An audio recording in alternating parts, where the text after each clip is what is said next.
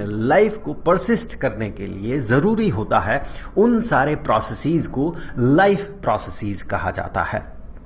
चाहे वो इंसान हो या किसी भी तरह का जानवर हो या पेड़ पौधा हो, सबको एनर्जी की ज़रूरत होती है। वो ज़रूरत क्यों होती है? देखिए, जो जीव जगत है, जो जो लिविंग वर्ल्ड है, उनके बीच एक कंपटीशन होता है, एक हार्श कंपटीशन होता है जिंदा रहने के लिए।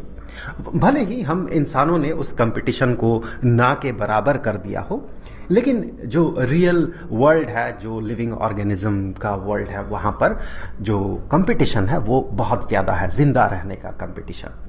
और हमारा जो एनवायरनमेंट है, वो एनवायरनमेंट एक तरह का नहीं होता है, वो कंटिन्यूअसली चेंज कर रहा है। तो उस कंटिन्यूअस चेंज के कारण और उस कंपटीशन के कारण क्या होता है कि बॉडी में, ऑर्गेनिज्म के बॉडी में तरह तरह का वियर एंड टीयर्स आता है।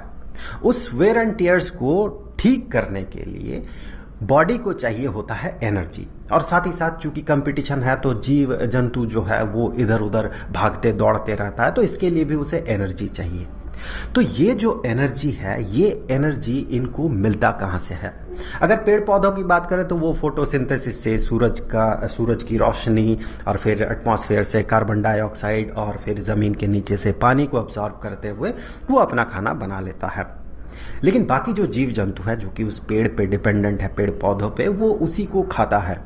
तो इसे खाने के लिए इसे इधर उधर भटकना पड़ता है, इन्हें मूव करना पड़ता है, एक जगह से दूसरे जगह इसे मूव करना पड़ता है।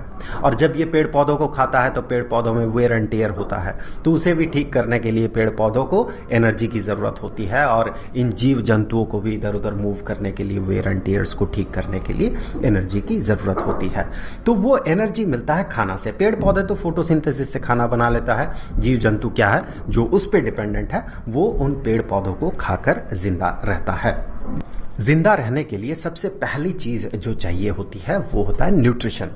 न्यूट्रिशन वो प्रोसेस है जिससे कि हम सोर्स ऑफ एनर्जी के तौर पे हम बाहर से कुछ चीज अपने अंदर डालते हैं। जैसे कि हम खाना खाते हैं, उससे हमें एनर्जी मिलता है।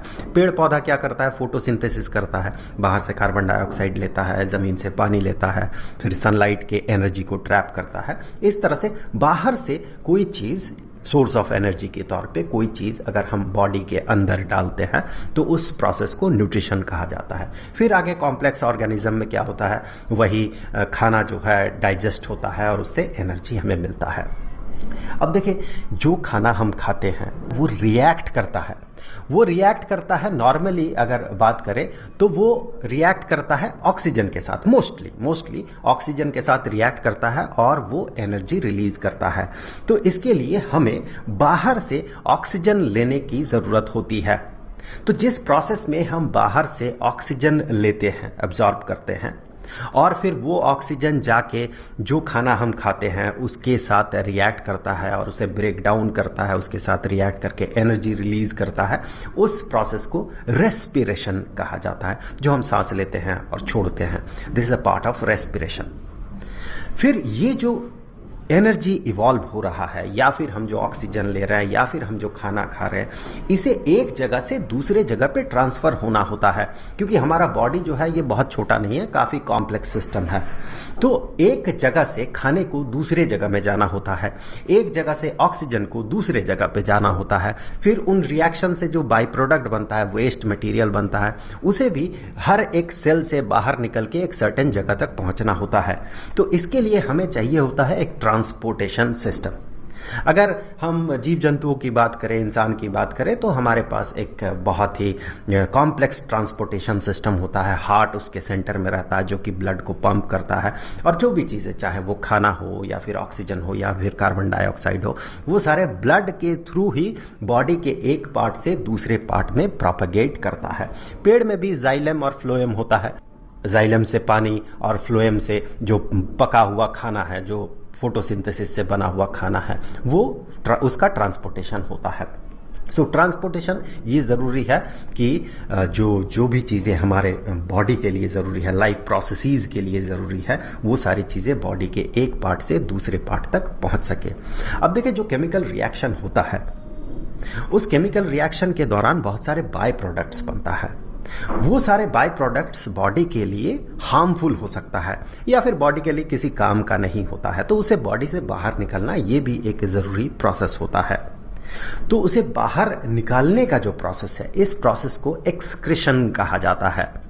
जो भी बाय प्रोडक्ट हमारे बॉडी में बनता है, अगर हम इंसानों की बात करें या रिलेटेड जीव जंतुओं की बात करें, तो वो ब्लड के माध्यम से वो सारे बाय प्रोडक्ट जो है, वेस्ट बाय प्रोडक्ट जो है, जो कि हमारे लिए हार्मफुल हो सकता है, वो सारे किडनी में आके जमा होता है और किडनी से फिर यूरिन के फॉर्म में वो बॉडी से बाहर निकल जाता है। ये होता है एक्सक्रीशन।